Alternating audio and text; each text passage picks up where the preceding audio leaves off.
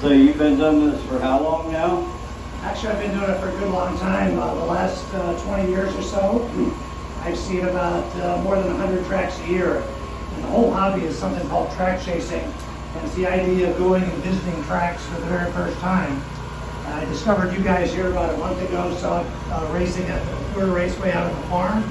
And now we're here, and actually I've seen races in 85 countries and big races, Daytona 500, Indy 500, the Monaco Grand Prix. And I just as soon be at a little track like this for the fun of it than any place. Absolutely. These short tracks and these little tracks are where all the excitement's really at. And we're very honored to have you with us. And you're from San Clemente, California? Yeah, San Clemente is about an hour south of Los Angeles, and maybe an hour north of San Diego. On this particular trip, my wife is with me, Carol, and we flew in on Thursday night. We saw a race way up in northern Wisconsin on Friday, way over in western Iowa on Saturday night, an afternoon race yesterday up in Wisconsin, and now you guys today. We fly out of Chicago tomorrow probably sometime, and we'll put a little bit more than 2,000 miles on our rental car in 4 or 5 days. So quite a bit of driving. We didn't get into Fort Wayne last night until after 2 a.m. And that was after driving 10 hours and doing a bunch of stuff up there. So it's a crazy hobby, but a lot of fun, and we see a lot of things along the road. Oh yes, you do. I used to drive semis, so I know about them long driving hours they can get to you. You say you're possibly going to come back here and watch when they do the Mac and Cheese Classic? Yeah, I'm thinking about that. I've seen right now a little bit more than 2,600 racetracks. And like I said, the hobby's all about seeing racetracks for the first time. So I'm starting to run out of tracks. And when I come out from California to the Midwest or the East, I like to try to see a race maybe on a Friday, Saturday, and Sunday. So if you guys are racing on a Saturday, then I kind of look around and see where I can do it on Friday and Sunday. And I'll drive overnight if I have to. It's no big deal to me. I can get from point A to B in the time that it takes to drive it, I do it. And where all do you report your things back to?